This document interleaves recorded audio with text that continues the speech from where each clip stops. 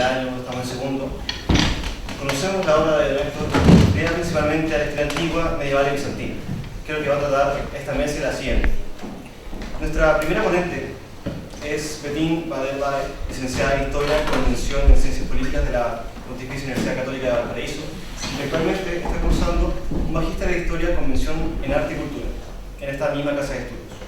Su ponencia se titula El valor de la moral más allá de la química, entre los siglos I a.C. y el primer siglo de nuestra era, a partir del artículo Valerius Paterculus Mortalis de Moralistas, de don Héctor Herrera Cañas.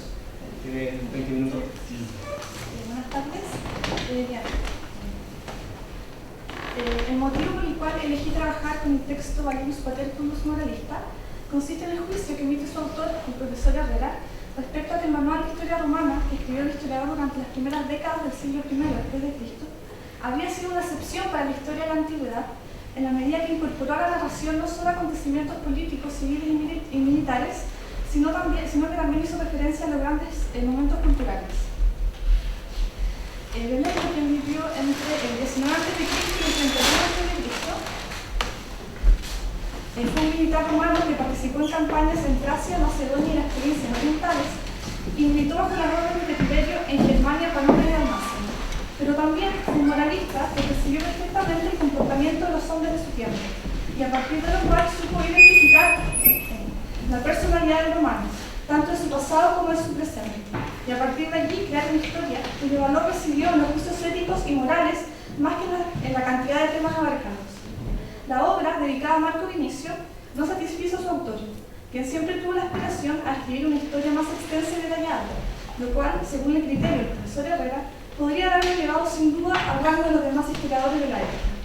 El manual abarca desde la batalla de Pydna, el año 168 a.C., al año 30 después de Cristo. En la presente ocasión me interesa relacionar algunos argumentos y algunos fragmentos que trabajó el profesor con otros argumentos y testimonios que yo trabajé en relación a la historia natural de Plinio el Viejo en un seminario con el profesor Bruno Core el año pasado. Plinio el Viejo fue procurador en la Galia Narbonense y en España Tarraconense bajo la dinastía Flavia y prefecto de la flota romana al servicio del emperador Vespasiano. Su obra es una enciclopedia publicada aproximadamente hacia 77 después de Cristo, que reúne una gran cantidad de conocimientos sobre la geografía, la botánica, la medicina, la etnografía, la mineralogía, entre otros. Es importante señalar que la historia natural se inscribe dentro del ámbito de la geografía histórica, que es una disciplina que se caracteriza por ser no una exposición, sino una descripción del mundo habitado. Es un relato que está sellado por la curiosidad y el interés de quien lo escribe. Mi trabajo lo realicé con los primeros 6 libros, en los cuales es posible identificar la descripción del ecúmene desde su perspectiva geográfica, aludiendo también a eventos históricos, y en la cual también se abarca la condición jurídica de cada uno de los pueblos, dependiendo si esto era provincia romana o no. Mi atención se dirigió hacia la descripción que Plinio hizo sobre algunos pueblos no romanos, lo cual, sumado a las características propias de la geografía histórica, me dio a entender que el viaje es una experiencia en la cual el conocimiento sobre el otro se construye tanto a partir de la curiosidad como de los valores propios. El tema al cual busco referirme tiene relación con el uso que se le otorgó a la moral romana por parte de algunos intelectuales de época imperial como un principio germinal de la República que debía ser retomado con urgencia en un contexto de decadencia espiritual. Término este último que considero no debiese aplicarse en todos los sentidos, pero cuyo significado tiene cabida fundamental en lo referente a la percepción y representación del ciudadano romano. Lo que me interesa demostrar es que las virtudes fueron un referente que se pudo hallar no solo en la historia del pasado, sino también en el presente, y no necesariamente entre los ciudadanos de Roma, sino entre aquellos que vivían en los límites del imperio. La idea frente a lo desconocido me parece que es un aspecto esencial en ambos autores, que podría llevarnos a entender cómo el uso de la virtud enfrentó a uno con el otro. Si bien cada obra corresponde a una disciplina distinta, lo que me permite compararlas y relacionarlas es el hecho de que Bello, al igual que Plinio, es representante de aquellos intelectuales de época imperial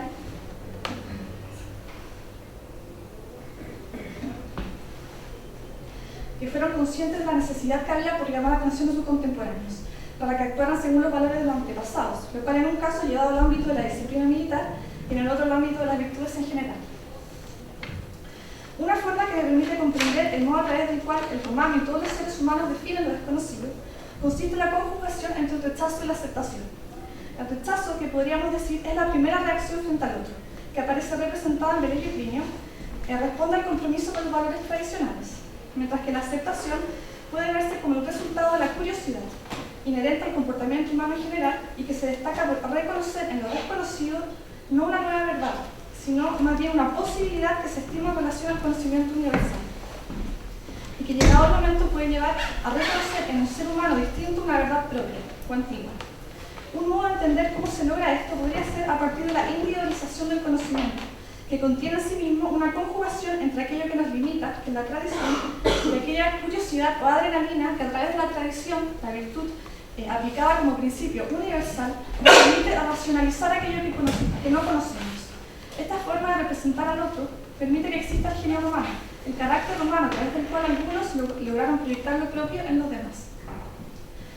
Respecto a Velleio, el profesor Herrera se encarga de dar a conocer una postura que se acercó más a rechazar al otro antes que a aceptarlo, refiriéndose a la guerra aquea, específicamente a la destrucción de Corintio por el militar Mumio Lucio en el año 146 a.C., y a la decisión que aquel tomó respecto a llevarse a Roma los cuadros y estatuas de la ciudad, decía, cito, «Hubiese sido mejor para la República permanecer en una incomprensión de las obras de los corintios, que comprenderlas tanto.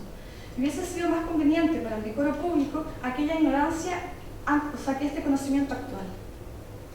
Vemos que la incomprensión de los griegos es mejor que conocerlo. Desde su perspectiva, a la honorabilidad del hombre romano conviene la ignorancia de lo ajeno antes que el conocimiento de aquello, lo cual permite corroborar que en Velleio permanecía la defensa del valor de la cultura tradicional.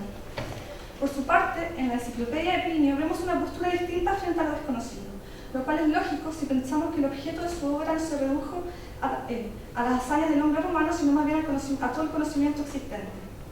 Como dije, un concepto primordial para comprender el proceso de aceptación es la curiosidad, la cual hace alusión al don que había sido otorgado por la naturaleza para que el hombre lograse, a través de su ingenio, contemplar e investigar los misterios del universo.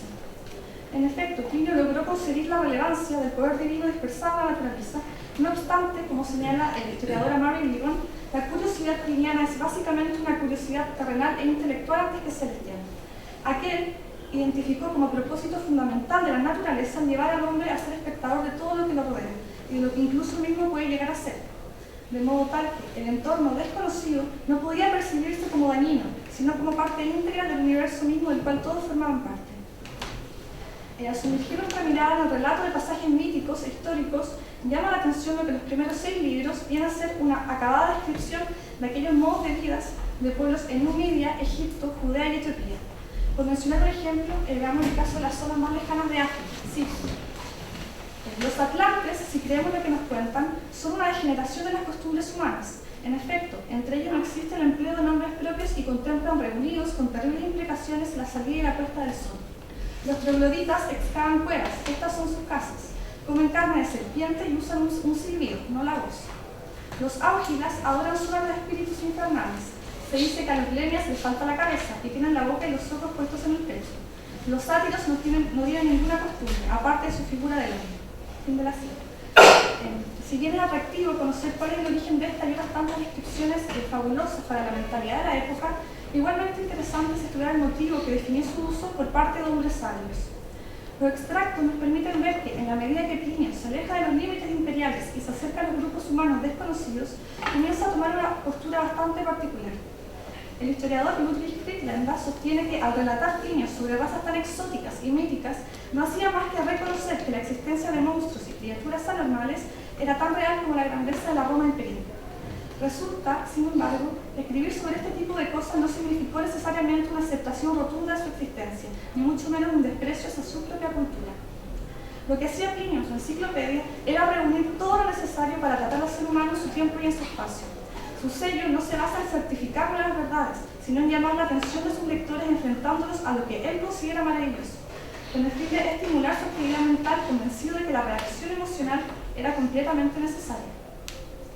Cuando dice entonces que si creemos lo que nos cuentan, muestra claramente que la integración en su obra de aquellas costumbres desconocidas no se debe a que las considere ciertas. Su tradición, al igual que ocurre con Velleio, le impide aceptarlas como una nueva verdad, de modo que duda de la certeza de los rumores griegos. Sin embargo, al contrario de aquel, los acepta como parte del conocimiento y no en calidad del ser humano. A pesar de estas diferencias entre la aceptación y el rechazo a lo desconocido, entre el valor del conocimiento humano universal y el valor de la ignorancia, diferencia que por lo demás lo llevará a una consideración distinta respecto al uso de la virtud, debemos a su vez identificarlo con unión de personajes, esto es la alabanza a Roma y su rol dentro de las respectivas historias. En ambos casos podría decirse que Roma fue referente de significación y apreciación de cada uno de los objetos que aparecen mencionados, no solo en relación a la virtud, sino también en relación a la religión, a los monumentos, etc. Tiberio, a quien Velleio sirvió y admiró, es uno de los precedentes que permite entender que el manual de historia tuvo el rol de haber sido, como señaló el profesor Herrera, una historia de propaganda imperial. Respecto a la admiración, Velleio escribe un episodio cualquiera de cuando Tiberio se hallaba acampando en el Elba frente a sus enemigos bárbaros, cuyo jefe quiso cruzar la orilla para ver al César, contemplarlo y dijo: seguramente nuestros guerreros son locos, ya que en nuestra ausencia honran vuestro nombre, y estando presentes temen más bien vuestras armas en vez de aceptar vuestra fe. Mas yo, gracias a tu bondad y permiso, oh César, hoy he visto a los dioses que antes había escuchado, ni de sed ni vi alguno más feliz en mi vida. Considerando desde mi postura que el juicio es de Velleio y no del bárbaro, se podría decir que el objetivo esencial es simbolizar la relevancia e importancia de Roma y su religión a través de Tiberio, quien la representa. Se adjudica la alabanza al bárbaro con la intención de resaltar la superioridad de una sobre el otro. Por lo demás, la concepción de Roma en época imperial, por parte de los ciudadanos romanos, hacía referencia a una ciudad idílica y ejemplar, que se alzaba frente a todo lo que la rodeaba. Al describir la Italia de su ecúmenes, Plinio señalaba lo siguiente: elegida por voluntad de los dioses para hacer el cielo más luminoso, congregar imperios antes esparcidos, educar los hábitos sociales, la ciudad de Roma, ella sola y dentro de ella su inmensidad, y una estampa digna de adornar su servicio con guirnaldas de fiesta, ¿con qué fuerza debe ser descrita?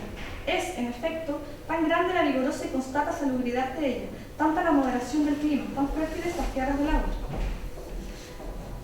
Teniendo en cuenta el aparente contraste entonces que hay entre la historia de Roma de Velleio, en donde prima la indiferencia hacia lo desconocido, y la historia natural de Plinio, quien, como se ha venido diciendo, mostraba un gran entusiasmo por conocer desde su tradición todo acerca de lo recóndito, no se puede negar el hecho de que ambos veían a Roma como el lugar que había sido destinado a ser la más grande de todas las ciudades del mundo, representante de todos los valores morales, cívicos y religiosos, maestra y madre del verdadero ciudadano.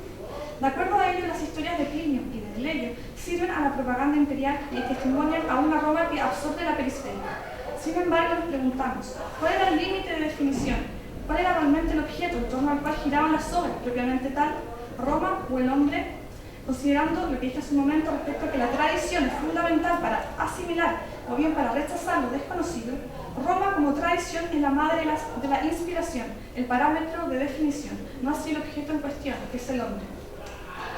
Como señalaba el profesor Herrera, la obra de Velleio tiene el mérito de devolvernos la historia de Roma en algunas de sus dimensiones más antiguas y por lo mismo más vigentes, en aquella en que los hombres con sus pasiones e ideales son los que hacen la historia. Asimismo, es posible ver en Velleio una auténtica adhesión a las nuevas directivas que rigen el imperio. Surgimiento de hombres nuevos que buscan restaurar las tradiciones fundamentales de la República agotadas por su antigua nobleza. El objeto de ambos es el hombre. Respecto a Plinio, la enciclopedia incluía todo lo necesario para tratar al ser humano en su tiempo y en su espacio. Entre el mundo natural y el cosmos, interesaba al hombre como entidad intelectual y social, en relación al presente y pasado de la humanidad. De acuerdo a ello, hay algo interesante que el profesor Herrera menciona en lo referente a las coordenadas mentales del hombre antiguo y sobre las cuales Velleio construyó su obra. Cito al profesor: tres grandes ideas están siempre presentes, los siglos que el acontecer describe a lo largo del tiempo, la decadencia, que como última etapa de cada ciclo espera su tiempo o que ya se ha manifestado en procesos estudiados, y la fortuna, que enfrentada a la virtud, especialmente de los grandes hombres, da cuenta de las peripecias humanas, incorporando una dimensión azarosa en el curso inexorable de los acontecimientos. En el caso romano, la decadencia aparece tras la destrucción de Cartago, en el año 146 a.C.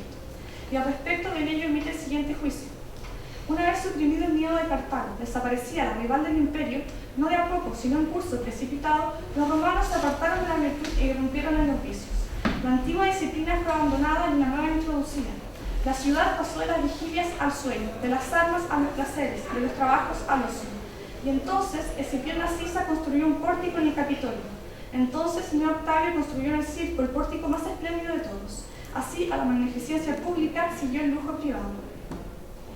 Debe repararse que la decadencia espiritual para el historiador se mide desde un punto de vista militar. Una vez que el objetivo militar logra disipar las amenazas que impedían la grandeza de Roma, luego de que la guerra cumpliera con su propósito y dejase de ser necesaria, viene la decadencia y el comportamiento azaroso. Cito el caso de Lucio Lúculo, que fue cónsul 70 años después. Era digno de alabanza por cuantas cosas hubiese, y en la guerra casi invicto, pero se había dejado arrastrar por el deseo inmoderado del dinero, y había sido el primero en mostrar un lujo desbordante en los edificios, en los convites y en los muebles. De estos juicios se desprende lo que será el principal objetivo de la obra, el cual consiste, según el profesor Herrera, en que el conocimiento de la historia de Roma debía fortificar a los romanos, comprometer y animar en la edificación de la nueva época inaugurada por Augusto y continuada por Tiberio, a partir de las virtudes fundadas en la República. Así, el poder de la fortuna, que anuncia la tensión con la virtud romana en cuanto nos hace actuar de manera dudosa y a menudo caprichosa, puede corregirse con la virtud correcta, que actúa de indulgencia. El ciclo, que representa la visión de la historia, permite valorar aún más la acción de aquellos que logran mediante la virtud ser dignos de la majestad de la historia de Roma, en cuanto están convencidos que representan a la urbe victoriosa y que la autoridad de la República los respalda en sus acciones. Como moralista, entonces, Velleyo procede a mostrar figuras ejemplares según la historia del pasado. Vituperio y alabanza son las herramientas con que trabaja el moralista en su cultivo de las buenas costumbres, de acuerdo a una concepción ética que opera como idea, y que en este caso se encuentra en el pasado, en los siglos germinales de la República. A las coordenadas mentales que llevan a Velleyo a proponer el modelo histórico del pasado para enseñar en su presente, me interesa sumar el carácter que representa la tradición romana, carácter que al mismo tiempo permite a algunos proyectar el valor de la virtud del pasado hacia personas del presente. La conciencia frente al otro surgió a partir del enfrentamiento entre lo desconocido y aquello que Albert Grenier ha denominado como el genio del ser romano, el cual vino a manifestarse de una manera más explícita justamente en este periodo de decadencia, y que ahora podríamos relacionar no solo con la declinación de la disciplina militar, sino, y para facilitar la comprensión de estas coordenadas, con la volatilidad de la vida espiritual de la época. El genio no es sino aquella conducta, aquel sustrato valórico que permanece a lo largo del tiempo, pero que adquiere distintos grados de relevancia según las circunstancias de los diversos procesos históricos. En este caso, el carácter romano se hace presente de momento en que analizamos la complejidad del pensamiento antiimperial en relación a determinadas responsabilidades cívicas y morales. La trilogía Virtus, Pietas y Fides, entendidas por Pierre Primar como disciplina, respeto y fidelidad a los compromisos, convergieron en una práctica cotidiana del romano que adquirió sentido en la medida que pertenecía al orden de la ciudad y contribuía a la cohesión social. Aquella trilogía, que constituye a su vez la base del genio romano, dominó todos los aspectos de la vida, y el acto militar y religioso no hizo más que garantizar que cuanto su eficacia significaba un reconocimiento más allá del mundo visible. La vida espiritual avaló las virtudes, pero el hombre debía fundarlas, de modo tal que los dioses solo eran observadores de la ley moral que debía guiar al hombre durante su vida entera. Respecto a la religión, esta fuerte convicción hacia el comportamiento virtuoso fue la que permitió durante época imperial la aceptación de cultos orientales, siempre y cuando ello no produjese una alteración de los fundamentos políticos y morales del Estado romano. A pesar de que el ambiente espiritual sufriera modificaciones, la religión imperial llegó a ser una nacionalidad que definió la práctica del día a día. Esta vida, orientada a la moral y a la virtud, otorgada por el culto romano tradicional, fue la que debió definir la personalidad de Velleyo y de Plinio. Velleyo considera su genio como la fuente a partir de la cual surgirían los ejemplos del pasado para enseñar a aquellos contemporáneos que se alejaban de la virtud. Tal es el caso de Quinto Metelo Macedónico. Cito: apenas podría encontrarse algún hombre de nación, tiempo o clase que sea, cuya felicidad pueda compararse a la fortuna de Metelo. Pues, además de sus brillantes triunfos, de sus cargos destacados, de su dignidad suma en la República, de la larga duración de su vida y de las batallas duras y desinteresadas con enemigos de la República, tuvo 4 hijos a los cuales dio una edad adulta y que dejó sobrevivientes y llenos de honores. El desinterés por la gloria y el reconocimiento hacen de Metelo un ejemplo del pasado histórico republicano. Esta seguridad en la tradición romana, propia del genio romano, que no es sino la estructura del comportamiento propiamente tal, permitió, sin embargo, a algunos como Plinio, y considero esencial integrar también a Estrabón, a proyectar a través de su genio la moral del pasado hacia su presente. Esto es lo que quise decir al principio cuando me referí a que la tradición es la base a partir de la cual se puede identificar en el otro lo que yo soy. Respecto a una isla ubicada al sur de la India, Plinio señalaba lo siguiente: Ni siquiera Tapróbane, aunque relegada por la naturaleza fuera de nuestro mundo, escapa a nuestros vicios. Tienen en gran estima un mármol semejante a las conchas de las tortugas, las perlas y las piedras preciosas, pero en conjunto el cúmulo de nuestros placeres es con mucho superior al suyo. Los embajadores de Tapróbane decían que sus recursos eran mayores, pero que entre nosotros había un disfrute mayor de las riquezas. Nadie tiene un esclavo, los edificios se elevan moderadamente sobre el suelo. El pueblo elige como rey, atendiendo a su avanzada edad y benevolencia, a un hombre que no tenga hijos, y si después llega a tenerlos, es destituido para que la monarquía no se haga hereditaria. Del testimonio se desprende que si Roma era, al igual que Tapróbane, un centro de poder que se caracterizaba por el gusto por el lujo, entonces la búsqueda de piedras y la ambición que ello conllevaba no tendría por qué ser una característica que identificara solamente a los orientales.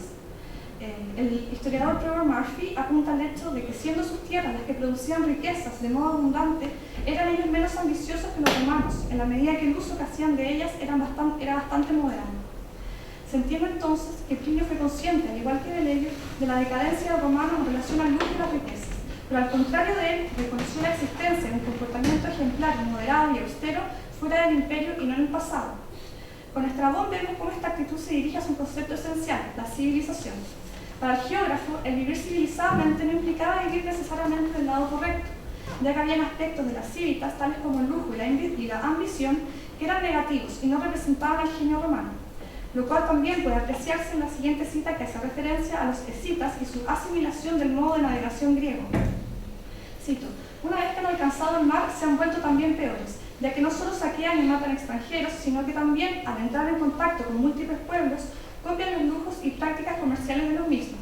Aquello que parece llevar a un mayor grado de civilización pervierte las costumbres e introduce el fraude en sustitución de la franqueza. Los fines comerciales orientados al lujo tendrían erróneamente a ser considerados como un aspecto positivo del hombre civilizado, y que de una forma igualmente equívoca era imitada por los escitas. De acuerdo a ellos, las actitudes orientadas a la justicia y piedad eran las que establecían la verdadera línea divisoria entre los tipos de comportamiento humano, lo cual podía aducirse para el ejemplo de los albanos. Cito: estos hombres se distinguen además por su bondad y generosidad, son francos y no tienen espíritu de comerciantes, pues normalmente ni siquiera utilizan la moneda, ni conocen ningún número mayor del 100. Se valora aquí la existencia en el presente histórico de un ser humano virtuoso en el límite del mundo habitado.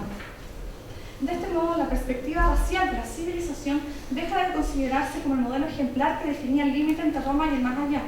Lo esencial a entender aquí es que, si bien el modelo de comportamiento que debía ser imitado era únicamente aquel que se condecía con el genio romano, como queda perfectamente representado en Velelio y sus referencias a la disciplina militar, también para otros autores era cierto que tanto romanos como bárbaros podían ser tan portadores de aquel como actuar en detrimento de este.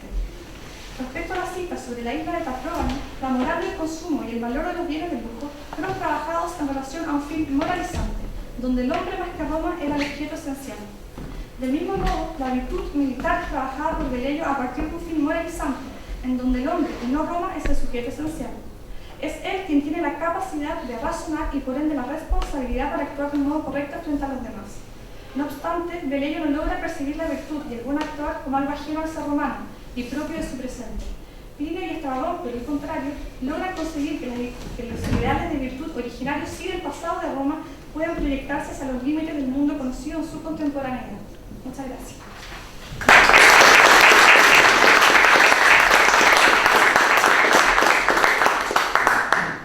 Agradecemos por su presencia y invitamos al siguiente ponente de esta mesa cualquier duda cuando ambos nos pueden realizar. Ahora se va a presentar Leonardo Romero Aycora, estudiante de Pedagogía en Historia, Geografía y Ciencias Sociales en este instituto, que actualmente es taxista de licenciatura en Historia con mención en Ciencias Políticas. Su ponencia se trata sobre Gregorio Magno y su gran encrucijada entre el mundo antiguo y medieval. Gracias, Esteban. Bien, gracias a todos ustedes por estar aquí, a las personas que han estado colaborando durante la jornada, antes, ahora, la presencia de mi padre, también muy especialmente la presencia de la profesora Amelia Herrera, ¿no? Es muy significativo para nosotros estar aquí con ustedes. Bien, Gregorio Magno y su gran encrucijada entre el mundo antiguo y el medieval, ¿no? Entendiendo aquí por encrucijada precisamente esa noción de una coyuntura histórica que permite quizás hablar de una intersección, ¿no?, entre estos dos mundos. Que a modo de introducción, Gregorio I, ¿no?, que nació aproximadamente en 540 hasta el 600, vivió hasta el 604, fue papa entre 590 hasta esa fecha. Se trata de una figura clave de la historia de Occidente, y no en vano la posteridad lo recuerda como magno o grande.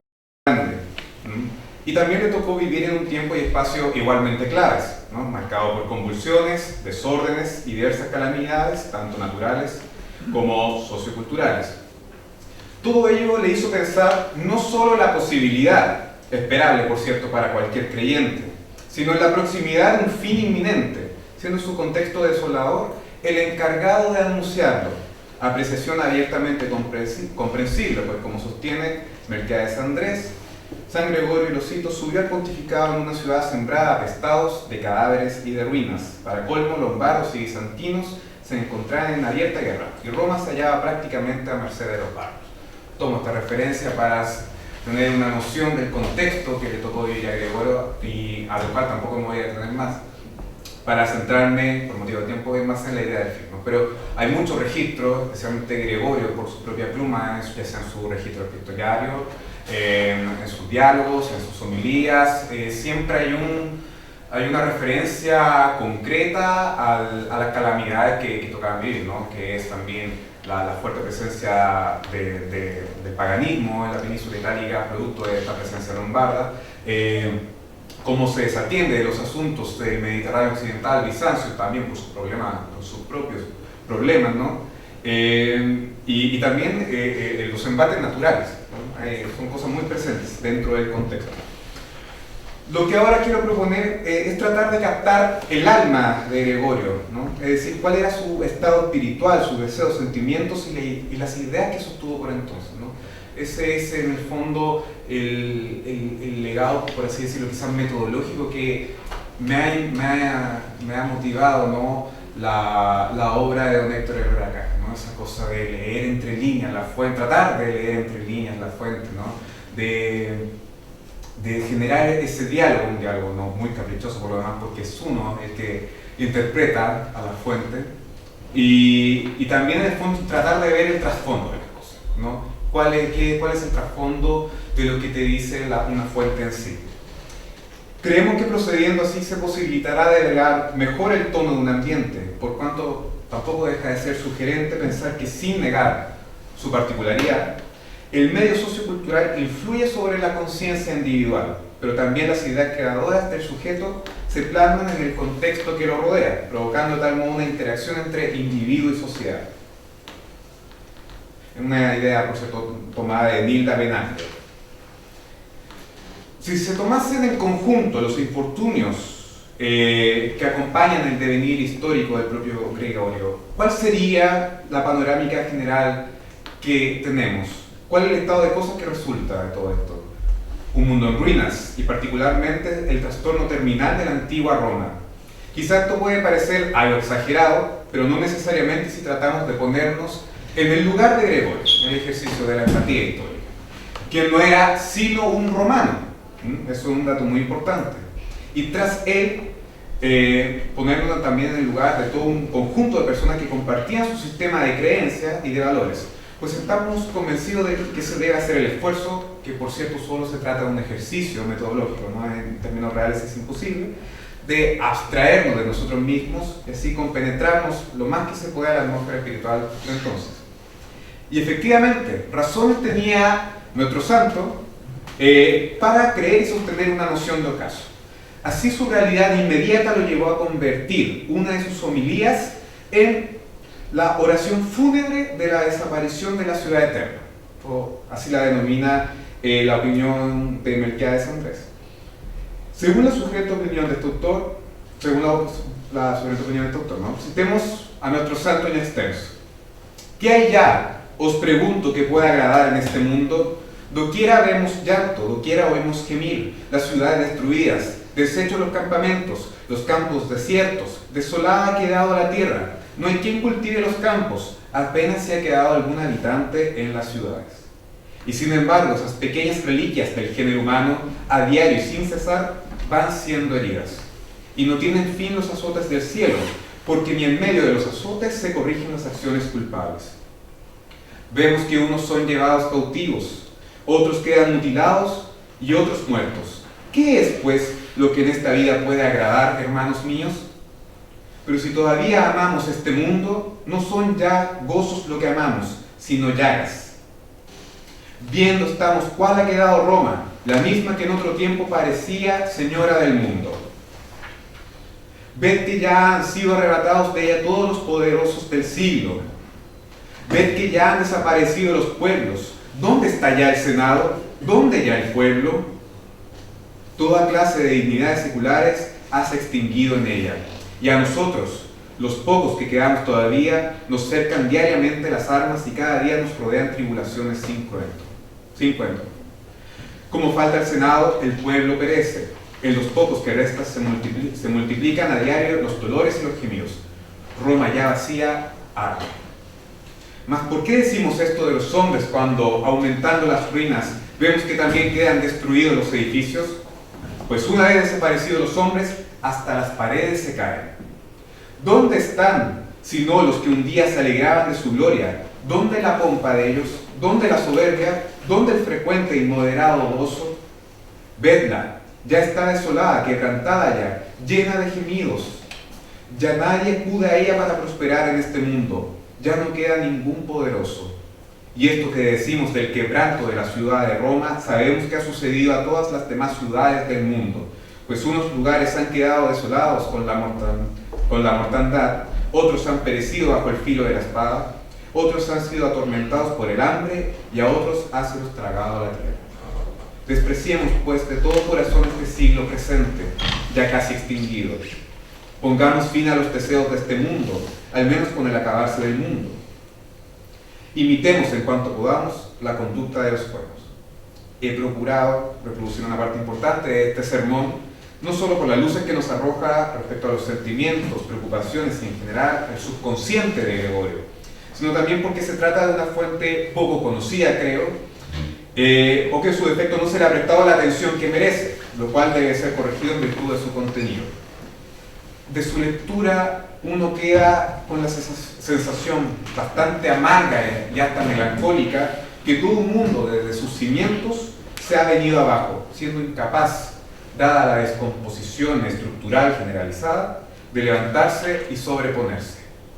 Se trata entonces de una crisis para la cual ya no es posible esbozar respuestas que tiendan a volver las cosas a su curso original, regular y tradicional, lo que en absoluto resulta negativo, por cuanto plantea la opción de tantear un plan de acción cuya meta ya no se agote en reconstruir una realidad conocida, sino en construir un ideal ideado, pero todavía no concretado.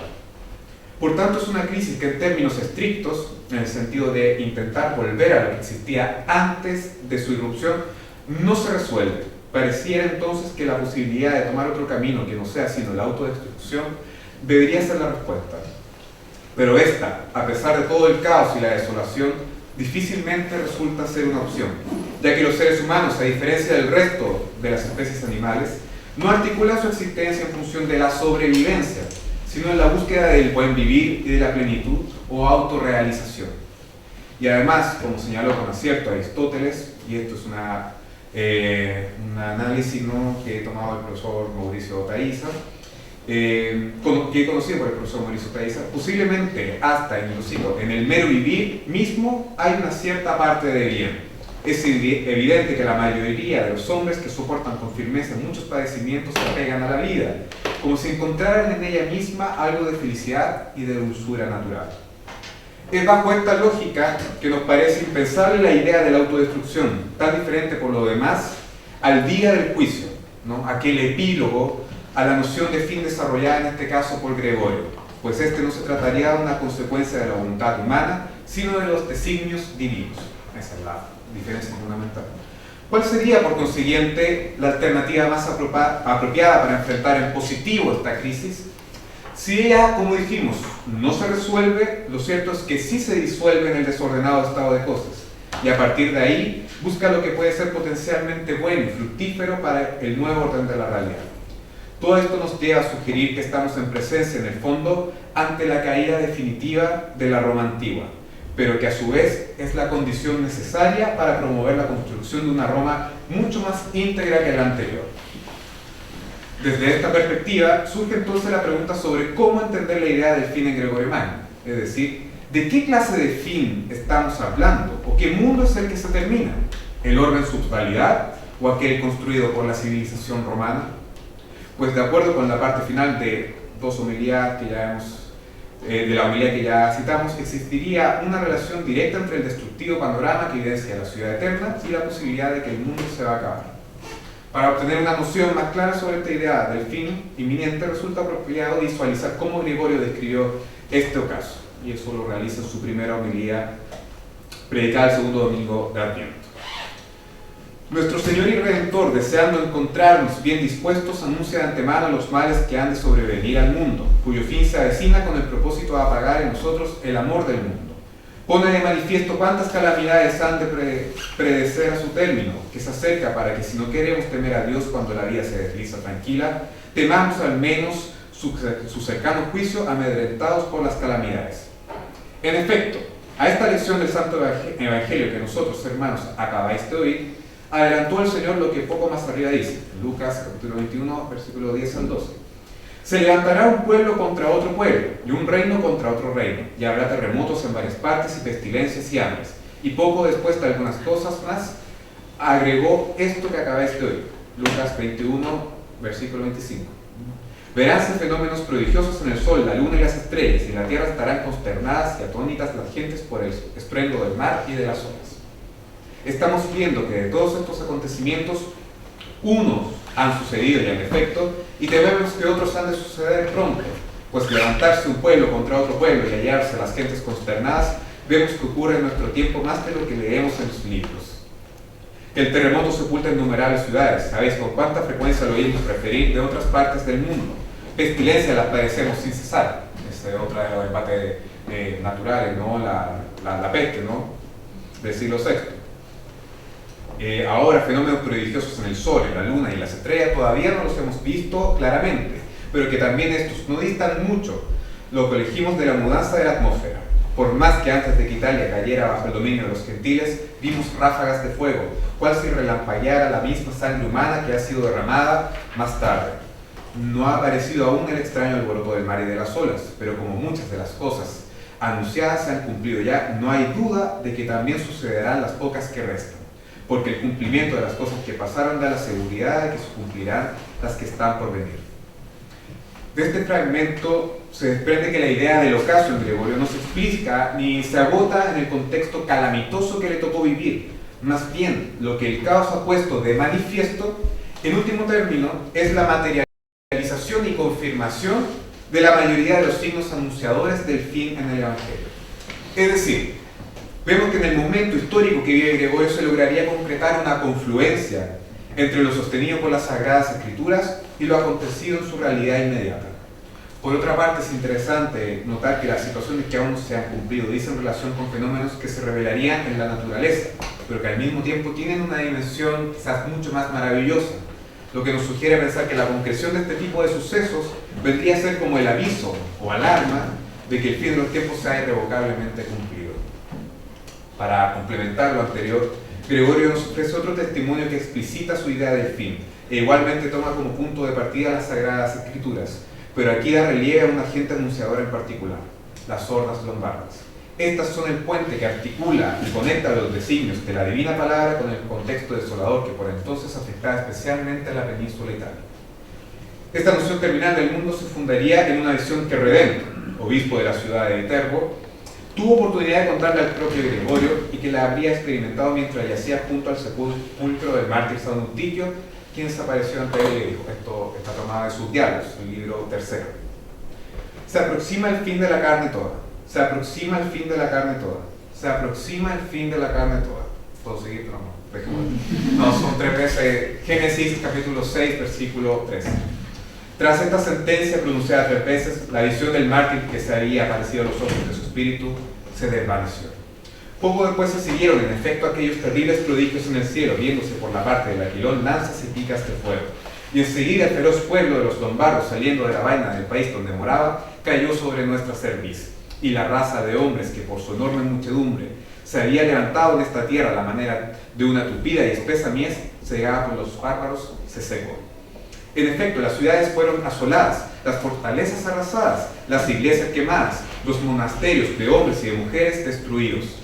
Las haciendas se despoblaron de gente y la tierra, abandonada por la totalidad de sus labradores, se encuentra vacía y en estado de abandono. Ningún propietario vive en ella, las fieras salvajes han tomado posesión de los lugares que antes ocupaba la muchedumbre de los hombres. Y no sé lo que ocurre en otras partes del mundo, pero en esta tierra en la que vivimos no es que el mundo anuncie ya su fin, sino que lo muestra. Es preciso, pues, que nosotros busquemos las cosas eternas con tanto mayor empeño cuanto que sabemos que las cosas temporales huyen de nosotros velozmente. Tendríamos que despreciar este mundo aun cuando nos halagara y nos recreara el ánimo con acontecimientos felices, por la frase como esa de Gregorio, conocido como doctor de la conjunción. Ahora bien, cuando nuestro ánimo se ve oprimido por tantos flagelos, cuando se ve atormentado por tantas desgracias, cuando diariamente nos reporta redoblándonos tantos sufrimientos, concluye con esta pregunta: ¿qué otra cosa nos está gritando, sino que no le tengamos ningún aprecio? Y sin embargo, a lo largo de los diversos pasajes de la obra escrita de Gregorio, que hemos podido constatar un tono deprimido y pesimista, lo que nos trasluce su afecto por aquel mundo suyo que se caía a pedazos. Y aún así, aún a esta constatación, en otra parte de su obra, él manifiesta, ¿no?, que sería quizás la versión oficial de su discurso: a los que aman a Dios se les manda gozarse y alegrarse del fin del mundo.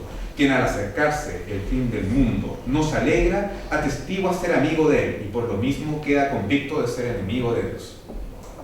Cierro la cita. ¿Se trata esto de una inconsistencia radical de nuestro santo? A primera vista se podría tomar de este modo. ¿Pero qué son las contradicciones sino algo constitutivo de nuestra especie humana? Gregorio, como muchas personas, era alguien, y cito como lo cataloga Melquiades Andrés, enamorado de su patria. Y por lo mismo, reconociendo que la verdadera vida no se encuentra en la caduca realidad terrestre, sino en la eternidad celeste, sus sentimientos no podían menos que responder al contexto que le tocó asistir: constatar la destrucción de Roma. Ahora bien, quizás esto no se trata tanto de una contradicción, sino de un punto de vista que nos aclararía que el mundo que está llegando a su final sería la Roma antigua y no el orbe en su totalidad. Desde esta perspectiva, resulta más que comprensible que Gregorio se entristezca y llore la caída de la ciudad eterna, pero también es cierto que si bien en su idea del fin, el siervo de los siervos de Dios, como se autodenominaba, se refiere con especial atención a los hechos ocurridos en Italia y particularmente en Roma, no precisa cuál es el mundo que está por acabar, lo que llega a pensar en la generalidad del mismo, sobre todo si consideramos que tanto en los pasajes aludidos de los evangelios, de sus homilías, sostiene que en otros lugares del globo también están aconteciendo sucesos que pueden interpretarse como los signos anunciadores del inminente fin. De acuerdo con todo lo anterior, para ir concluyendo, la idea del fin del mundo en Gregorio se originaría siempre en función de lo sostenido por las Sagradas Escrituras. Esto es importante porque manifiesta el carácter manifiesto explícito de Gregorio por conservar esa ortodoxia, ¿no?, y no caer en ciertas líneas más en una línea más herética como es la numerología en cuanto a la fecha del fin del mundo, a determinar el fin del mundo. Y a partir de la observación de su realidad inmediata, es decir, las diversas tribulaciones que estaba padeciendo en Italia de la sexta centuria, lo cual no excluía en él un análisis totalizante, por lo que es probable que el ocaso tuviese que ser recibido por toda la humanidad, con la única diferencia que, como afirma dramáticamente el mismo Gregorio, no es que el mundo anuncie su fin, sino que lo muestra. Esta particular perspectiva nos sugiere la posibilidad de sostener, inclusive, que todavía en el siglo VI perviviría en Occidente, aunque fuese mínimamente, o solo a nivel del subconsciente, creo creer, aquella idea, y más que idea, el sentimiento de que el imperio romano, entre comillas, duraría hasta el fin del mundo. He ahí el eslabón que une el fin de la Roma antigua en particular con el resto del mundo en general. ¿Y cómo no iba a estar el subconsciente de Gregorio dominado por esta convicción que posibilita los sentimientos, si él mismo era un noble romano en toda su expresión? Aquí cito cómo Héctor Herrera Cajas describe al romano, ¿no?, Poseía un extraordinario espíritu de la disciplina, de devoción a la ciudad, de austeridad y de piedad, aunque ésta la encarnaba ya no en el sentido de respeto a los dioses y a las antiguas tradiciones, sino únicamente al Dios cristiano y a la ortodoxia de la Iglesia. Una transfiguración del noble romano al noble romano, del noble romano clásico al noble romano cristiano. Pero además sabemos que el romano clásico se trataba, vuelvo a citar a Néstor, de un hombre realista, que no idealizaba las situaciones que le toca vivir y por eso comprende que si quiere tener paz debe estar preparado militarmente para defenderla. Pero siempre prefería que los pueblos vencidos aceptasen la buena fe con que Roma ofrecía tratados y que los hostiles se convirtiesen en amigos y aliados hasta llegar a formar una unidad política con Roma. La conquista suponía pues una efectiva romanización. Termino la cita. De acuerdo con esto, Gregorio era ciertamente un sujeto realista. De hecho, hemos visto que desarrolló un elaborado juicio de su realidad, llegando incluso a diagnosticarla y en cierto modo sentenciarla. E igualmente comprendía que para promover un bienestar y prosperidad elementales entre los pueblos, y particularmente al interior de su patria, era necesario asegurar la paz. Pero el modo de alcanzarla y defenderla ya no era el de la Roma tradicional. Atrás ha quedado el imperio de la fuerza violenta de las armas, cediendo su hegemonía a la fuerza pacífica del diálogo en función del nuevo y más humano imperio de la caridad. Esto es del amor fraterno para con todos, de aquel amor de benevolencia que quiere el bien ajeno. Y a pesar de la enorme distancia que separa estos mecanismos, por medio de ambos se lograría, en lo esencial, concretar la misma finalidad: establecer una unidad con Roma. Pero ahora, más que una unidad política, como en la Roma ancestral, se trataría de una unidad espiritual, en cuanto los diversos pueblos o naciones conformarían en conjunto al pueblo de Dios, es decir, a la misma iglesia, que no es sino el cuerpo místico cuya cabeza es Cristo, quien a su vez dispone de un sucesor directo en la tierra, el Papa u Obispo de Roma. En San Gregorio, en este caso, sabemos que era quien recibía la autoridad pontificia, y él sabía que la conquista de los pueblos carecía de todo sentido si ella no perseguía, en último término, la conquista de sus almas, conquista que ya no se conseguía, como se dijo, a través de las armas o por las ventajas terrenales que significaba pertenecer a Roma, sino gracias a la difusión pacífica de la palabra divina. Junto a la toma de conciencia que ser parte de la ecúmene católica no era tanto por el beneficio de la misma Roma, se trataba de un bien o garantía espiritual que afectaba directamente al grupo humano conquistado, la promesa de la salvación y la gloria celestial. La ciudad eterna, de este modo, bajo la guía de la Iglesia, continuaría con su proceso de romanización, pero entendiéndola ahora fundamentalmente como cristianización. Gracias.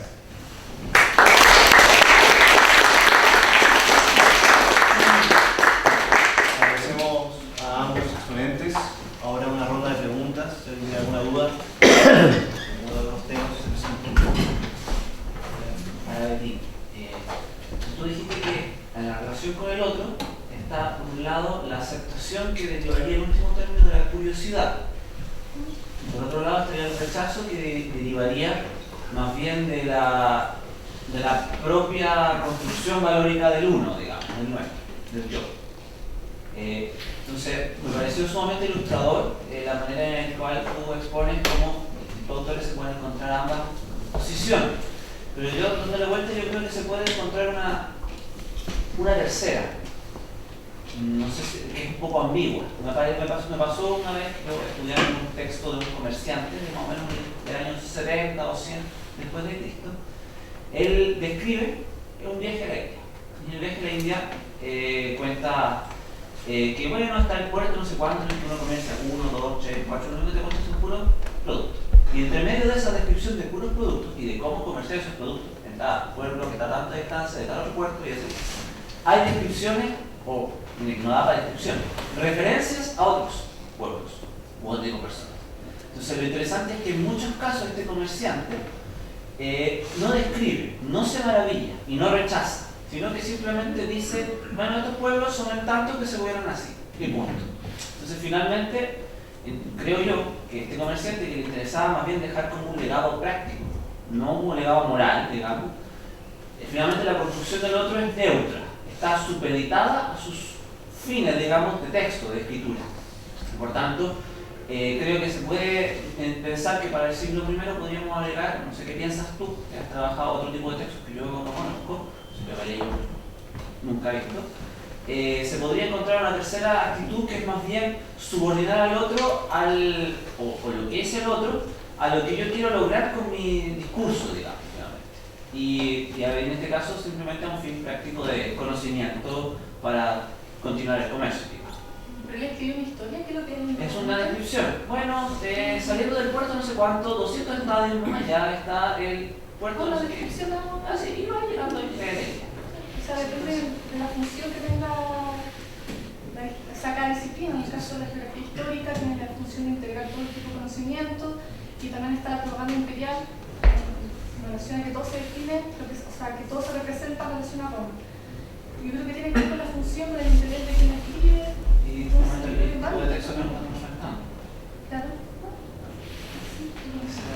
La otra. ¿Alguien más tiene algún comentario sobre alguna de estas dos ponencias? Bueno, si nadie tiene ninguna duda, quiero invitar al siguiente moderador. Como dije en un principio, quienes recién ingresamos a este instituto, conocemos la obra de Don Héctor, centrada principalmente en la historia antigua, historia medieval, y también Bizancio, que es lo que corresponde a la cuarta mesa. Entonces quiero invitar a las siguientes ponencias y al siguiente moderador para continuar con esta jornada. Muchas gracias a los dos exponentes, un aplauso para ellos.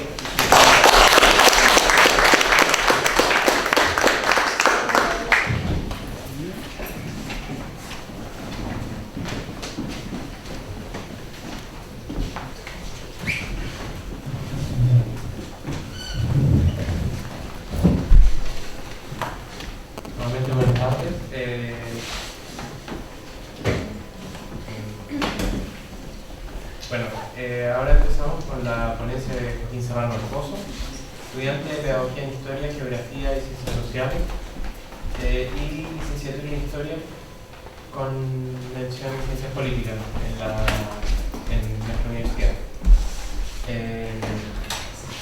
El tema es sobre medieval y Bizancio. Y bueno, vamos a la ponencia. Bien, mi ponencia se titula La batalla de Maldon y la Germania de Tácito, reflexiones sobre el honor y la lealtad entre los germanos.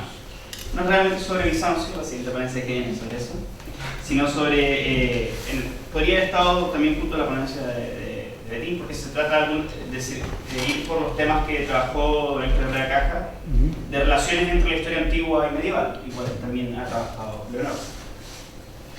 En su famoso estudio de significado del escudo, Herrera Cajas decía que hay una permanente novedad en el cultivo de las fuentes, que estas son manantiales inagotables para entrar en contacto con la realidad de la cual Alemania.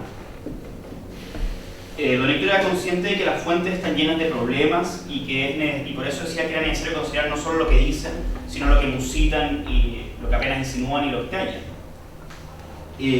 Pero él decía que en toda fuente histórica, pese a todos sus problemas, siempre hay una verdad.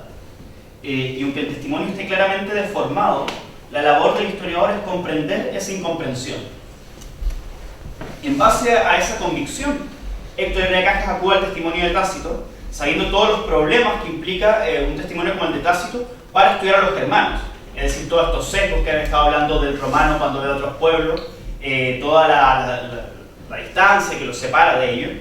Pero él cree que pese a esa incomprensión, el historiador puede comprenderla y hallar ahí una verdad. En ese sentido, él encuentra, comparando, haciendo un contraste de fuentes, testimonio de ciertas costumbres, instituciones de los germanos, que por el contraste de fuentes se revelan como verídicas, y tradiciones e instituciones cuya profundidad y significado incluso puede haber escapado al mismo Tácito, como es el caso del escudo, que Tácito describe una serie de costumbres, pero quizá no lo alcanzó a percibir todo el significado de ello. En este sentido, Herrera Cajas además logra la labor de, en una fuente romana del siglo I, descubrir realidades y significados que se insertan en lo que tradicionalmente llamamos mundo medieval, de muchos siglos después. En este sentido, no solo descubre una verdad histórica en una fuente deformada, sino que esa verdad se proyecta a lo que llamamos la conformación de la sociedad feudal europea. Esta reflexión mía surgió preguntándome si era posible continuar dicha línea de análisis, volver a leer a Tácito, como invitaba Héctor Herrera, y en este caso volver a leerlo contrastándolo con un poema escrito muchos siglos después, en la Inglaterra anglosajona, la batalla de Maldon, y ver si estas características de la sociedad germana que narra Tácito pueden encontrarse también aquí. Por motivo de tiempo me voy a saltar un poco la descripción de la obra de Tácito y la Germania, asumiendo que el público de historia la mayoría lo conocen.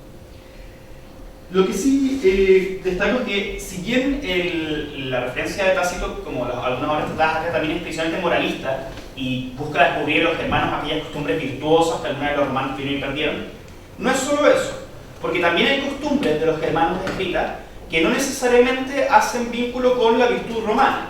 Por ejemplo, está claro que cuando dice que los germanos viven dispersos y no viven en ciudades, o cuando dice que los germanos aran poco la tierra, ahí no está haciendo referencia a virtudes tradicionales romanas, porque de hecho el mundo romano tradicional era un mundo de la ciudad y era un mundo también agrícola. En ese sentido, son cosas curiosas que le llaman la atención entre los germanos, pese a que las considere buenas o malas.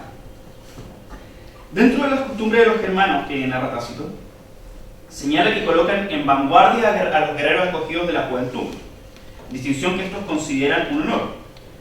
Plantea la vergüenza, que significa el oprobio, que significa perder el escudo, que es una de las cosas analizadas por Donetti. Dice también que eligen a los jefes y a los reyes por su valor, teniendo estos un poder limitado, que le llama la atención probablemente por la referencia a los emperadores, que mandan mediante el ejemplo y que siempre van a la guerra en vanguardia, liderando en base a la admiración que producen. Dice que los jóvenes se unen en torno a un jefe de mayor fuerza y experiencia, que compiten arduamente por tener el primer lugar ante sus jefes, quien a su vez compite por tener el séquito más numeroso y esforzado. Cito a Tácito: esta es su dignidad y su fuerza, el estar siempre rodeados por un gran número de jóvenes escogidos, lo que constituye una honra en la paz y una protección en la gloria. Es la famosa institución del comitatus, que tanto se ha estudiado en los germanos. Pero más decidora al respecto de esta institución son las líneas que siguen. Vuelvo a citar a Tácito: en el campo de batalla es vergonzoso para el jefe verse superado en valor, y vergonzoso para la comitiva no igualar el valor del jefe. Pero lo infame y deshonroso para toda la vida es haberse retirado de la batalla sobreviviendo al propio jefe. El principal deber de fidelidad consiste en defender a aquel, protegerlo y añadir a sus glorias las propias gestas. Los jefes luchan por la victoria, sus compañeros por el jefe. Esta frase me parece clave para entender el poema de la batalla de Maldon que paso a analizar.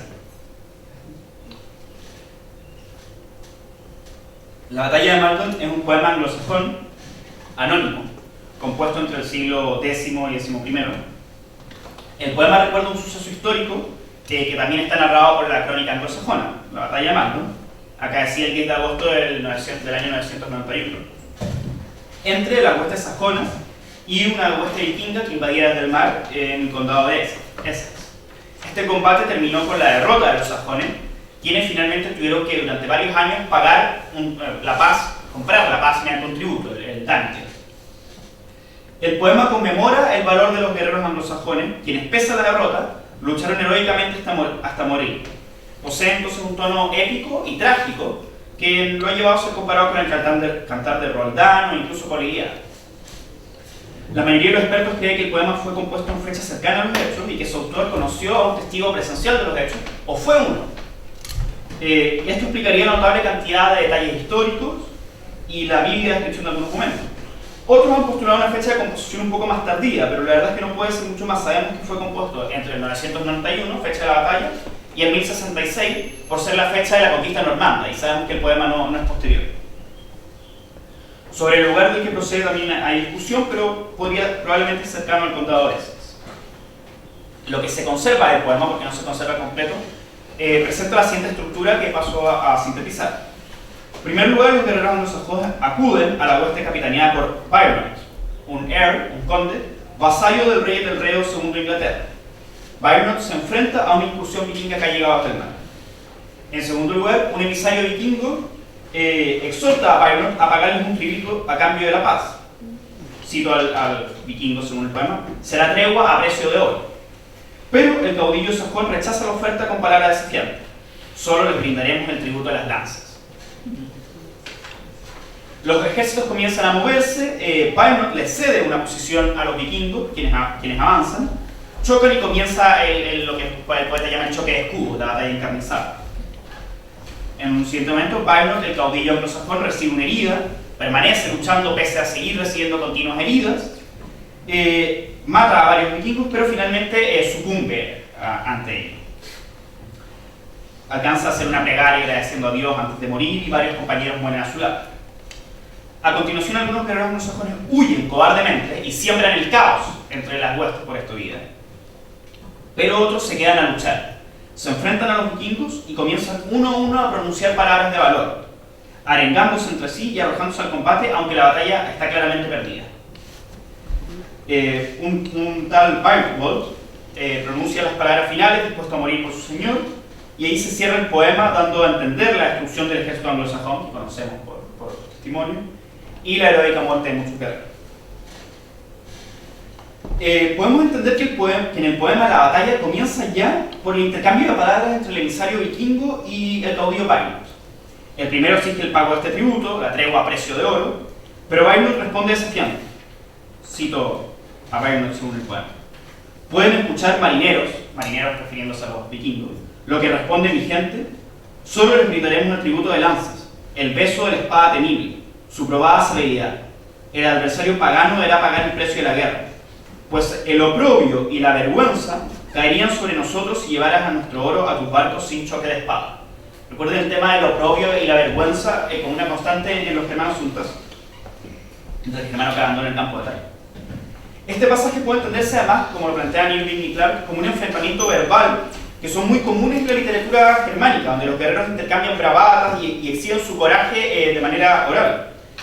Es análogo así a lo que en el poema Beowulf se produce entre el héroe Beowulf y un tal Unfert cuando llegan a la corte de Hrothgar, donde empieza, uno le dice, yo he escuchado que tú eres un cobarde, y él le dice, no, el que te dijo eso es un cobarde, yo me enfrenté a él, y empieza esta suerte de enfrentamiento verbal que es una antesala al enfrentamiento real de la literatura germánica. A continuación de este enfrentamiento, los ejércitos comienzan a moverse bordeando el río Pante. En cuanto se calman sus aguas, los sajones avanzan y los vikingos buscan un lugar privilegiado. Lo que sucede a continuación ha sido muy discutido porque la hueste vikinga reclama una posición privilegiada y Beowulf, en lugar de acudir con su hombre a disputársela, probablemente una posición alta, se la cede confiado y prepara a sus hombres para la batalla. La interpretación académica clásica, la de J.R. Tolkien, por ejemplo, que trajo este tema, el autor de Silmarillion, ve la acción como un exceso de coraje en Beowulf, como una suerte de ibris guerrera, que si bien Beowulf dice Tolkien era un héroe muy virtuoso, en este caso tiene una suerte de pecado por ibris guerrera, un exceso de coraje, y eso trae a colación todo el desenlace trágico, en una suerte de arco argumental muy griego, donde la ibris actúa a la tragedia. Pero los expertos actuales en literatura germánica han cuestionado el tema.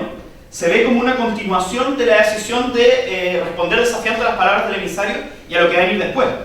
Era la actitud natural del heroísmo, en el fondo. Es un acto de heroísmo que reafirma sus palabras, mostrando su voluntad de rechazar al enemigo, no desde una posición privilegiada donde quizás se lo hubiese rechazado mediante jabalinas y dardos, sino en un verdadero choque de escudos. Desde esta posición los vikingos comienzan a avanzar, los sajones alzan el muro de escudo y, cito, el júbilo de la batalla se empezaba a consumar, el designio final asignado a cada uno por el destino. Surgió el clamor, los cuervos volaban en círculo y gritó el águila fatídica, ávida de carroña. La cruda oposición entre el júbilo de la batalla, este concepto, júbilo de la batalla, y ave de carroña parece intencional. Es interesante también la noción de destino, que en anglosajones es weird, que la literatura germánica comienza a cristianizarse como el plan de Dios, la providencia, pero cuyo sentido en realidad cambia muy poco en el fondo. El destino de cada uno ya está decidido, lo único que queda es afrontarlo con valor.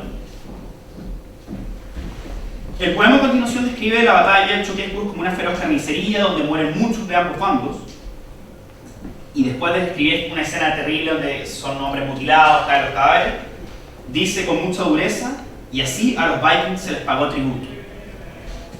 Un vikingo hiere a Beowulf, el caudillo anglosajón, este lo rechaza y elimina, mientras el caudillo da gracias a Dios por herido, da gracias a Dios por la vida que le ha dado, es alcanzado por más dardos y es ayudado por sus guerreros más jóvenes. Wulfmar, todavía un niño, dice el poeta, como refiriéndose a la juventud, uno está con él, interesante también por la composición de esta Contagios. Pero finalmente no hay tregua y Barnott es muerto por múltiples ataques. Dice, el dios enemigo lo había doblegado, junto a él yacían Alfnot y Wulfman, heroicamente inmolados bajo la enseña de su señor. Con la muerte del caudillo anglosajón y los jóvenes están junto a él, el poema empieza a adquirir este tono trágico. Y el punto de inflexión viene después cuando, a consecuencia de la muerte de Barnott, dice, algunos vencidos por el temor se dieron a la fuga. Los hijos de Offa fueron los primeros en huir. Así también Godric, adjurando toda fidelidad a ese líder cuya generosidad lo había beneficiado. Arrebató el corcel a su señor, lo ensilló y salió al galope. Lo mismo que Godwin y Godwin, sus hermanos. Muchos lo siguieron, olvidando el honor y la lealtad profesada a su insigne caudillo. Parece ser que al tomar el caballo de su señor, además, Godric trae el caos, porque los que lo ven huir piensan que el que está huyendo es Birnir, el caudillo. Y en este sentido aquí la derrota ya parece decidida. En el fondo la hueste sajona ha entrado al caos, están algunos huyendo, etc. Sin embargo, la acción de unos pocos guerreros que deciden quedarse da un matiz a este tono trágico. Dice, cito, Alfwin, hijo de Alfric, audaz como poco, les habló con bravura. Recuerden las palabras pronunciadas en la corte, cuando alzamos las copas y juramos heroísmo en la dura lucha. Los desafío ahora a mostrar el coraje. Ninguno de mis hombres podrá reprocharme el haber huido cobardemente, ahora que el caudillo ha sacrificado su vida en la guerra brutal. Y entonces lideró una escaramuza final. El filo de su espada derramó sangre enemiga y sus hombres, audaces e indomables, redoblaron su esfuerzo. La arenga y carga de Alfred transforma la situación, y de aquí en adelante, aunque la batalla parezca perdida, se reafirma el coraje de muchos y comienzan a cambiar su actitud.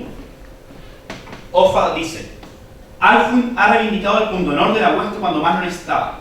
Ahora que nuestro dignatario ha muerto, urge que cada uno de nosotros reanime el arrojo de cada soldado, que sean implacables con la aguda lanza o la vera espada. Y así continúa. De aquí en adelante lo que se observa en la estructura del poema es la sucesión de una serie de declaraciones heroicas de quienes deciden quedarse en la batalla y luchar hasta la muerte.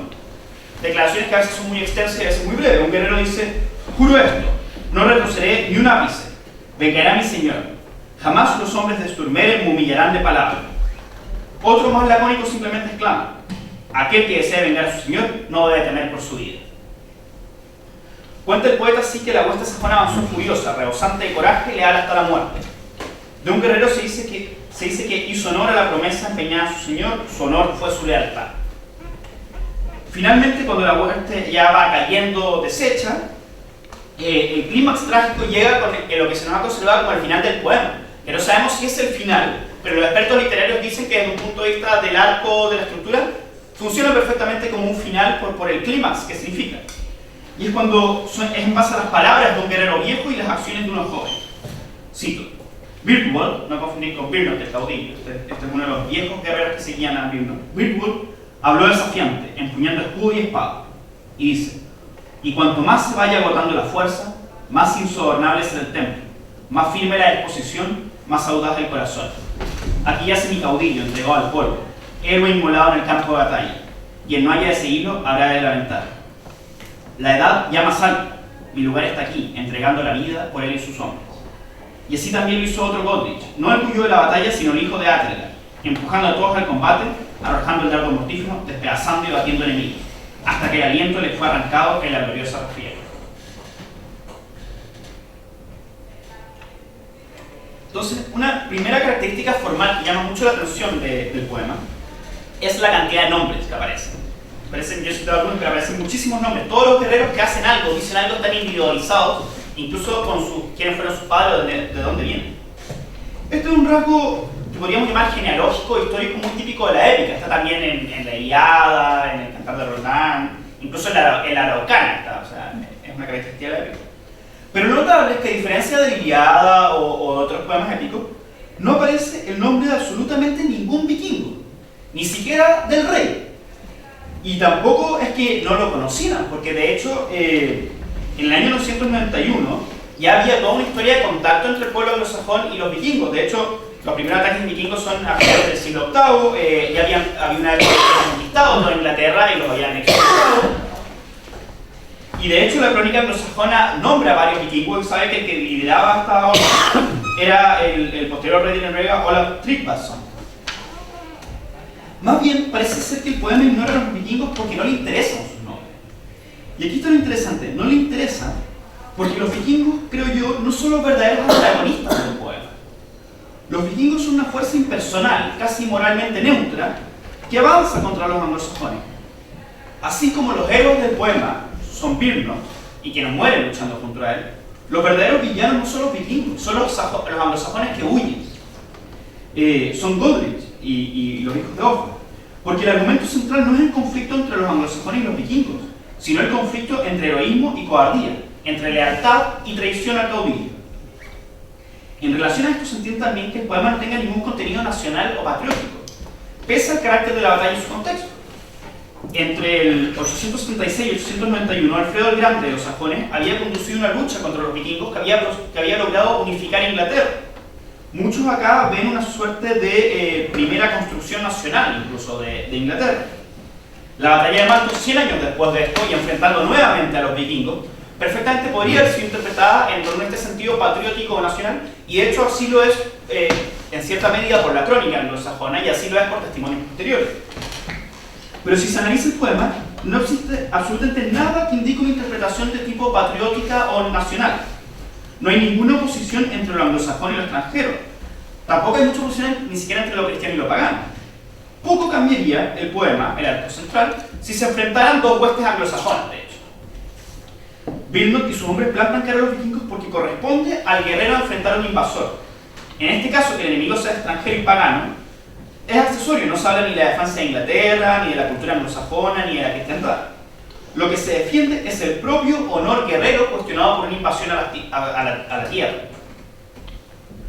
Se lucha porque sería vergonzoso dejar marchar al enemigo sin choque de escudos. Cuando Birnot cae, sus guerreros no lo siguen como un ejemplo de defensa de la patria. Lo siguen porque él es su caudillo, porque tienen que morir en donde ha muerto su caudillo. Dulce y honorable es morir por la patria, dice el poeta romano Horacio.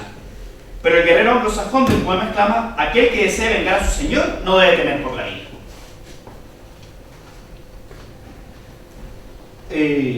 Hay que recordar en este sentido, George Clark dice que el poema se puede interpretar como una crítica a la política que se siguió después del Danegeld. El Danegeld en el fondo era pagar un tributo usualmente a los vikingos para evitar estos ataques.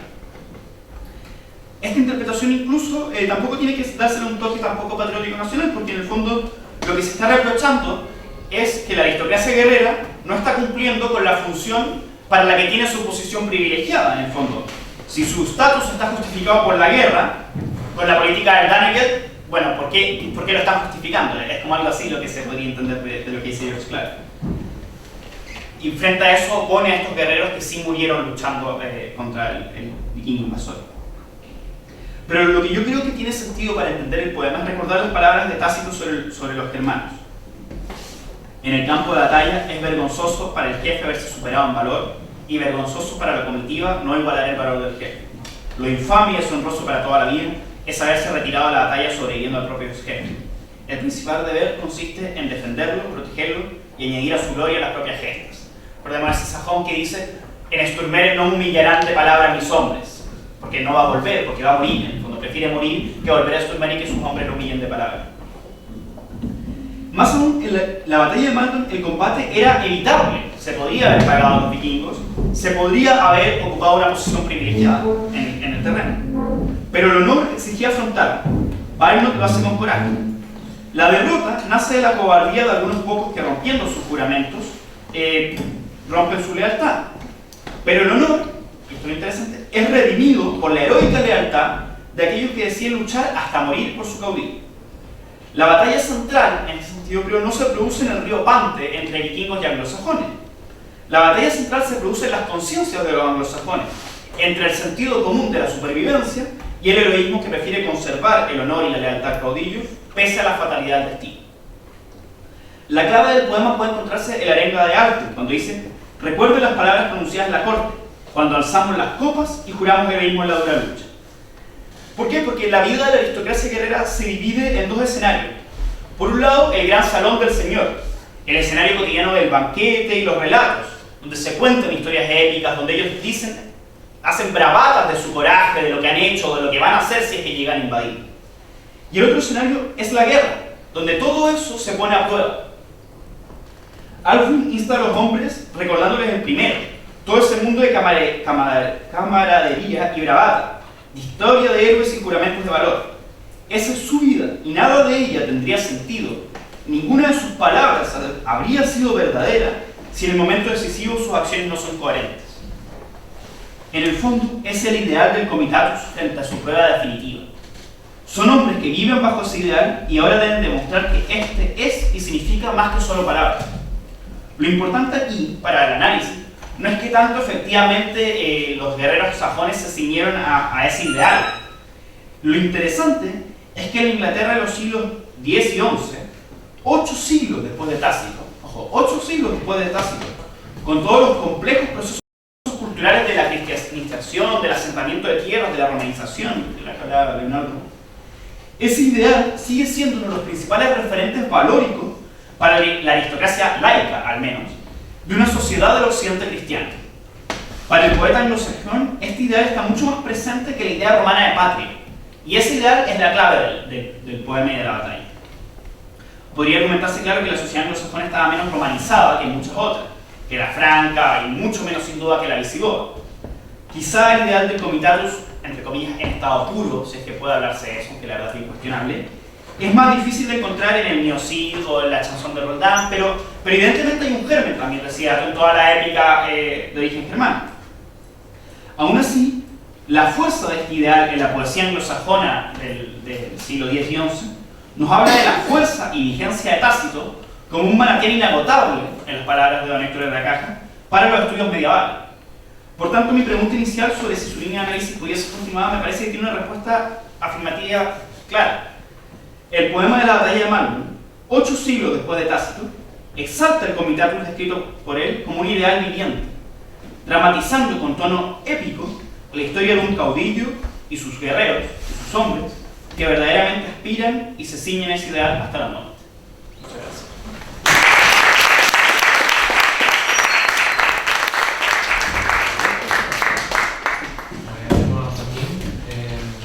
Vamos a ir con la misma lógica, las preguntas las vamos a hacer al final de la siguiente ponencia, la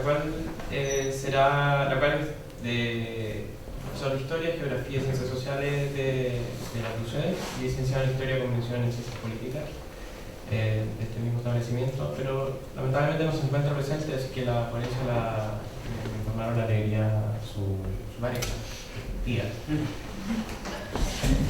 Es sobre las consideraciones al estudio de las relaciones internacionales en el Imperio Bizantino, el legado de Don Herrera Cajas.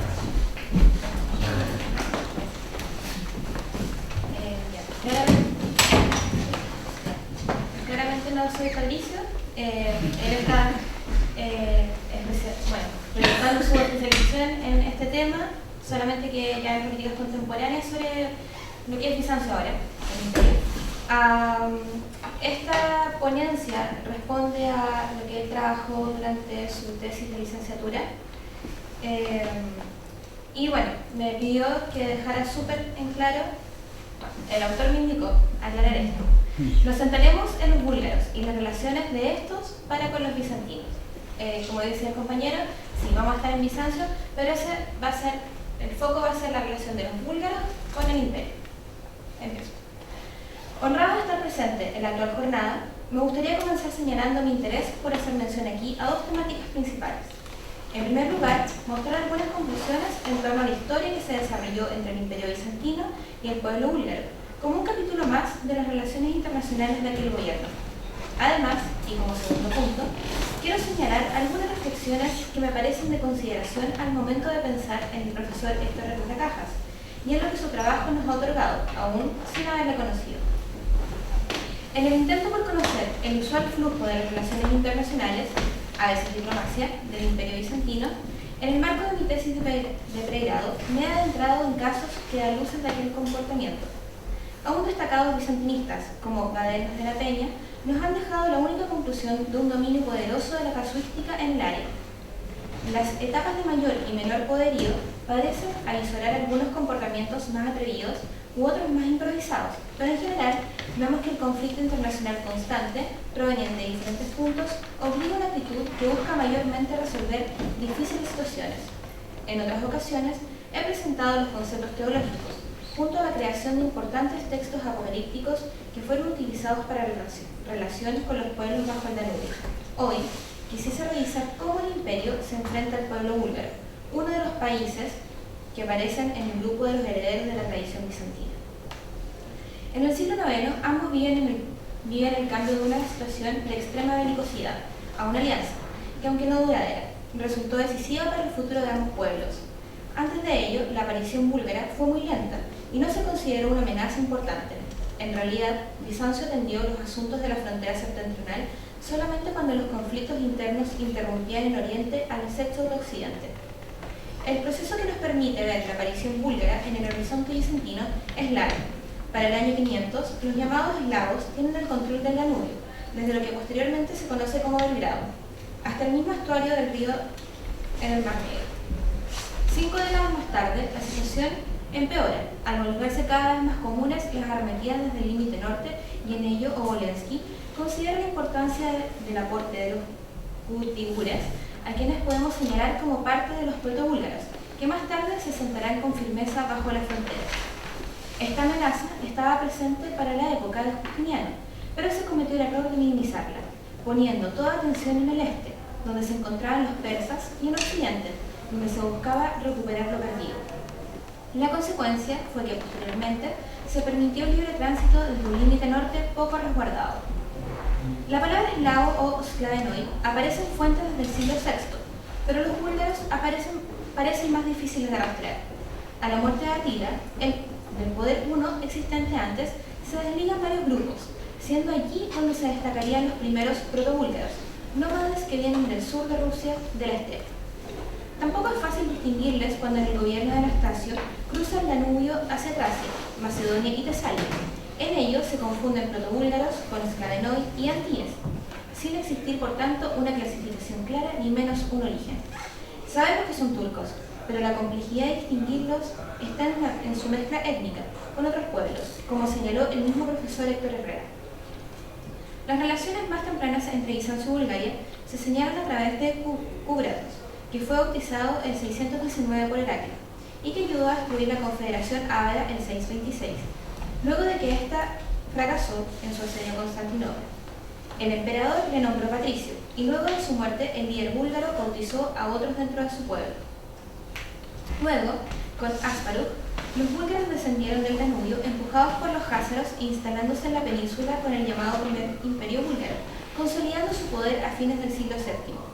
En esta época ya son considerados más importantes que las tribus eslavas propiamente tales y se sientan en la Tracia, verificado a través del pago de tributos al mismo Asparuh, método por el cual se buscó controlar el frente que formaban, evitando al mismo tiempo que otros descendiesen por ahí. De esta forma, el terreno bajo el Danubio ocupado por estos comienza a ser entendido en las últimas 2 décadas del siglo VII como Bulgaria, siendo Plishka el primer centro administrativo, donde luego se instala el tema macedónico. Desde ahí, el crecimiento del poder búlgaro fue imparable hasta inicios del siglo IX, cuyo cenit conoció con Clun. Este conquistó Transilvania y se benefició de la total derrota ávara en manos del ejército de Carlomagno. Para el 811, vence y asesina a Nicéforo I, hiriendo también mortalmente a Estauracio. Llega hasta los mismos muros de Constantinopla, tornando el momento más complejo de la relación bizantino-búlgara y demostrando el nivel de peligrosidad que como pueblo tuvo frente a ellos.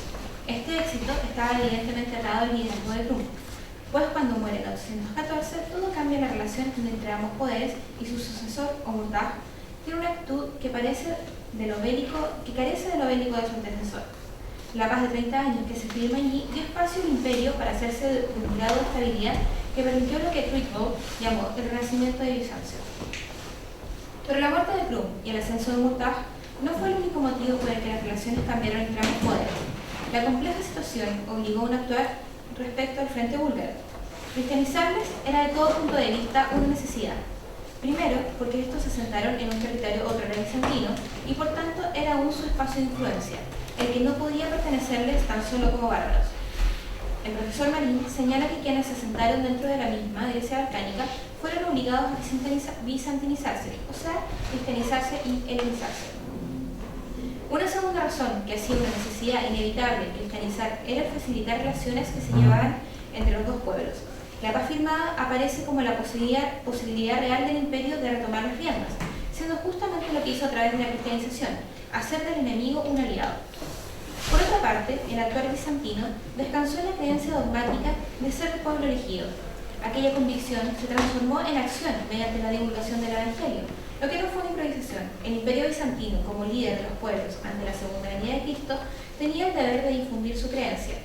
La transformación de los búlgaros no es más que la continuación de un proceso previo. Para cumplir esta labor, el imperio toma la tradición apocalíptica que se construye por largo tiempo en Oriente, específicamente la profecía del último emperador, acerca de un último rey cristiano que antecederá al anticristo. La utilidad inicial de ello consiste en evitar la contradicción de que el fin de los tiempos presente a la Iglesia en el poder. En consecuencia, que las profecías buscaban el último cuerpo, al último líder, como un contrario al mismo Dios, por lo que el imperio bizantino debió utilizar otra posición, incompatible con la del anticristo. La profecía citada es tomada y utilizada estratégicamente para las relaciones con los búlgaros. Las constantes traducciones de estas obras dieron la posibilidad al imperio de crear una versión eslava, pero que, creemos, apuntaba principalmente a búlgaros y que hemos traducido como el Daniel eslavo. Esto sucede en la década de 820, que antecede el aporte de Cirilo y Metodio. Sabemos, además, en base a Wirov, que los búlgaros presentaban solo un idioma hablado, con unas 70 palabras conocidas, de las cuales algunas pocas, señala el autor, fueron escritas en runas turcas. La manera en que Daniel eslavo hace un llamado proselitista, tanto que político, la tenemos en la redacción que se ocupó. Se utiliza el lenguaje de los búlgaros, pero se escribe a través de letras griegas, haciendo posible la lectura del texto por quienes deberían ser sus receptores. En él se cambian por tanto los topónimos proféticos de la segunda venida hacia ciudades propias de aquel pueblo. Lo normal fue que las versiones anteriores usen topónimos de Israel, pero en este caso se utilizan unos que dicen en relación con Bulgaria. La forma en que lo vemos en el texto es la siguiente. Una mujer embarazada llegará a donde habrá un signo, entre paréntesis, cierra comillas. La alusión a Bulgaria queda entre paréntesis, como si tuviese un carácter opcional, pero la intencionalidad nos parece clara. Pernik era una ciudad muy cercana a Sérdica, la actual Sofía, que pertenecía a la región de Tracia, pero que justamente a comienzos del siglo IX, unos pocos años antes de la redacción de esta obra, es tomada por el imperio búlgaro. Las señales del fin de los tiempos están llegando, pero se insinúa que llegan a puntos establecidos del territorio recientemente búlgaro, lo que nos permite pensar que lleva implícita la intención de comunicar un mensaje profético a quienes han tomado aquel espacio antes cristiano. Se les está diciendo que los 1000 años de Jesucristo están cerca, y aquel espacio donde ellos se encuentran ahora es parte del plan divino. El texto presenta topónimos sicilianos, lugar de su escritura, junto a los topónimos que hacemos mención. Así podemos ver, los ismaelitas entrarán por una extremidad de la isla, entre paréntesis del Danubio, cierra comillas. El mensaje implícito parece ser que poco podrán hacer los búlgaros y eslavos frente al Islam, cuando éste aparezca por el Danubio y les ataque, teniendo tan solo la cristiandad una oportunidad. Los otros casos en que los topónimos son acompañados de una opción del territorio búlgaro o eslavo son Tiranis, entre paréntesis sérdica, Akradina, entre paréntesis Lavinitsa, Ena, entre paréntesis Belgrad, Chusa o Kusa, entre paréntesis Strúmica. Si bien hubo diferentes momentos en la relación bizantino-búlgara, en general existía una conciencia de su peligrosidad que llamaba no a federarlo, sino a incorporarlo, lo que fue más factible mediante la búsqueda de su cristianización y que tenía su urgencia en el hecho de que estos eran ya pieza clave de la zona limítrofe imperial. Para esto, el imperio hizo uso de importantes conocimientos. En primer lugar, la popularidad que los trabajos bizantinos tenían en el espacio eslavo, que se comprueba posteriormente por la gran cantidad de textos que son traducidos y tienen buena recepción. En segundo lugar, las rutas por las que podían fluir aquellos, existentes en torno al mar Adriático, al Danubio, o los caminos por los que los textos ascendían a los países eslavos o cercanos a estos. El Daniel Eslavón, como texto apocalíptico, se presenta entonces como herramienta política, en tanto fusiona el conocimiento teológico con las relaciones internacionales, probando la amplitud de posibilidad que el imperio disponía en condiciones adversas. La conclusión anterior surge de la comparación de distintas versiones de Apocalipsis orientales, los que poseen estructura común, pero que en traducciones van perdiendo elementos y disponiendo de otros los que no son al azar. Este pensamiento proviene del trabajo de Paul Alexander hace ya varias décadas, siendo bastante el tiempo necesario para que su aporte comenzara a ser valorado. Ello permite que hoy veamos pistas de un naciente campo de investigación histórico-político en Bizancio, aún desde nuestro lejano país. Lo último, todos sabemos, es mérito del profesor Héctor Herrera, quien no solo inauguró los estudios bizantinos en Chile, sino que permitió a estudiantes como quien escribe dedicarse con sustento literario y apoyo humano a tal labor. Artículos como Dagoberto y Heracles o Bizancio y la formación de Rusia dieron primeros magistrales pasos, trabajando en áreas que aún hoy nos parecen lejanas, que no abundan en temáticas preferidas. ¿Cuán más difícil habrá sido trabajarlas hace 30 años? Lo anterior solo se hace posible a través de profesores apasionados, que dejan un legado en cada cátedra efectuada, que puede heredarse más allá de la presencia misma, como en el caso. En una clase magistral, la profesora Paola Corti recuerda cómo el profesor Juan Gómez Millas, Juan González Foster o Mario Góngora influenciaron de tal manera al docente, que recordamos hoy, que podemos percibir aquella enseñanza, aún sin haberles conocido, de la misma forma como algunos tenemos el placer de recibir hoy el trabajo de don Héctor a través de quienes fueron sus estudiantes. En la responsabilidad del formador residen importantes influencias que se entregan al estudiantado y que se extienden más allá de lo que acostumbramos a observar. Así como Paola Corti observa el legado de profesores a través de su maestro Héctor Herrera, Héctor Herrera reside aún en académicos de este querido castillo, donde quienes nos dedicamos a la historia universal, donde aún dedicamos a la historia universal un tiempo adecuado de estudio, y donde maestros como José Marín mantienen la interesante búsqueda del Oriente bizantino que nos insta a seguir también ese camino. Impulsó también el profesor Herrera Cajas una historia que se interroga no solo por el pasado, sino que de siempre su correlato en el presente. Me inspira aquella idea que busca una historia que llegue a la población como herramienta de reflexión, evitando una producción intelectual que se ve muchas veces solo entre especialistas. Un pasado que se revive momentáneamente solo para ser ahogado en la misma tinta de imprenta. Con todo, aún hoy estudiar las relaciones internacionales de Bizancio presenta algunas dificultades. En este mismo espacio he escuchado la reprobación de docentes y estudiantes de estas temáticas, creyendo en una historia mucho más próxima en lo temporal y en lo físico como dignas de ser estudiadas. La continuación de este legado es solo posible en la medida en que valoramos la investigación histórica en su amplitud, como una gran pregunta en distintos escenarios. En los años 60, el profesor Herrera Cajas ya vislumbraba cómo la tecnología nos daría herramientas antes impensables para este trabajo, o delicias de los historiadores futuros, sentenció. Y efectivamente, investigaciones como la presentada son imposibles sin aquellos recursos, que con tanta visión vislumbró el profesor. Sin embargo, aprovechar esa labor supone aún tareas relevantes para todos, puesto nos reta a potenciar importantes habilidades, siendo aún difícil, por ejemplo, poseer amplia literatura especializada en nuestra lengua. La principal misión, sin embargo, reside en instar el respeto de nuestra tarea, entendiéndola como valiosa para la comprensión del mundo que vivimos, preguntándole siempre al pasado, más por el presente que por el mismo pasado.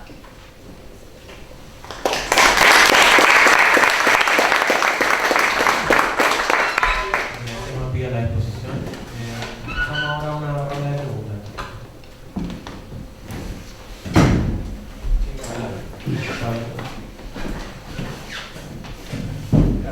Sí, quisiera hacer no es una pregunta, sino más bien una sugerencia.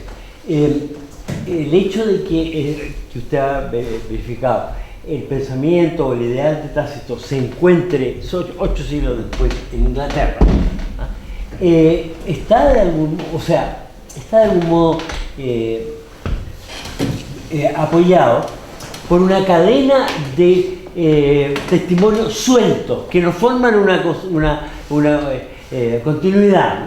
Pero quiero aludir, por ejemplo, en el Bitsit encuentra uno que los principales personajes, por lo menos de una buena parte, son todos godos. Ahora, uno mira quiénes son, está con los nombres, mira, esos mismos aparecen en Jordanes como contemporáneos de la entrada de los godos en el mundo romano. O sea, hay continuidad por lo menos de los nombres, ¿ah? Y eso ya es una pista, digamos, ¿no? Y hay más, digamos, antecedentes, si quiere después yo le puedo dar a usted si te interesa, porque yo creo que no solo es muy verosímil lo que usted plantea, pero carente, no por culpa suya, sino porque no hay ninguna forma de establecer algún testimonio, pero por lo menos hay una hipótesis, más que una hipótesis, hay una realidad. Al parecer hay perdónenme el juego de palabras, hay una literatura germánica oral, o sea, poemas, cantos y demás, en el cual aparecen personajes y temas que van desde la orilla del Danubio hasta Inglaterra, desde el siglo III hasta el siglo XI. Sí, bueno, eso es lo que trató un poco también en la identidad. ¿Cómo? En la identidad lo trató, y también varios autores que han tratado, por ejemplo, la épica española, lo han tratado, o sea, lo han planteado como la idea, porque también hay dos tesis contrapuestas en el fondo. El tema son como fragmentos que están recopilados después por ponentes ya muy interpelados, o si efectivamente está esta continuidad. Yo también creo efectivamente la tesis de esa continuidad oral en la tradición de la poesía germánica. También lo plantea un poco en su libro sobre las antiguas literaturas germánicas, Borges, de hecho. Pero claro, lo que efectivamente él ve son testimonios sueltos, sobre los que uno tendría que suponer por su continuidad el trasfondo de una continuidad oral que aflora, por decirlo así, en esos testimonios, una suerte de tradición subterránea que va aflorando. Ahora, claro, lo que yo quería plantear, más allá de como la historia y la continuidad, era reivindicar esa idea de Tácito como manantial inagotable para los estudios medievales, siendo una fuente del siglo I, tratando de irme a algo un poco extremo después en el tiempo, como el siglo VIII, a pesar de que quizá alguien podría por ahí hacer ese análisis con obras incluso posteriores. De hecho, por ejemplo, la literatura escandinava, islandesa, también tiene algo de esa tradición, y hay literatura islandesa del siglo XIII que también tiene algo de esa tradición. Pero efectivamente, o sea, hay una continuidad, pero que aflora y tiene que ser estudiada. También es en ese sentido interesante estudiar, por ejemplo, la noción de guerra y los conceptos de guerra en las distintas sociedades germánicas. No es lo mismo la noción de guerra en la sociedad visigoda, en la sociedad franca y en la sociedad anglosajona, y uno puede ver que si bien está ese trasfondo germánico, se va romanizando a distintos ritmos. La noción de guerra en la sociedad visigoda, que todos los expertos reconocen como una más romanizada, está mucho más asociada a los ideales de patria, finalmente, al ideal entendido en el sentido romano, que en la sociedad franca y en la sociedad anglosajona y del norte. Y uno va viendo esos juegos, esos matices entre la cristianización, la romanización y esas tradiciones como germánicas que efectivamente persisten. Sí, yo lo felicito a usted porque creo que ha apuntado a un tema que hay que trabajar ahora con paciencia y con rigor, juntando estos elementos sueltos, ¿no? Ya que usted se refiere a don Héctor, una de las cosas que él enseñaba es que no corresponde, cuando el material es escaso, aislado, fragmentario, examinarlo por partes, sino tratar de construir o reconstruir el total de donde sale, y ese sería el caso suyo. Gracias. ¿Alguna otra pregunta? ¿Comentario?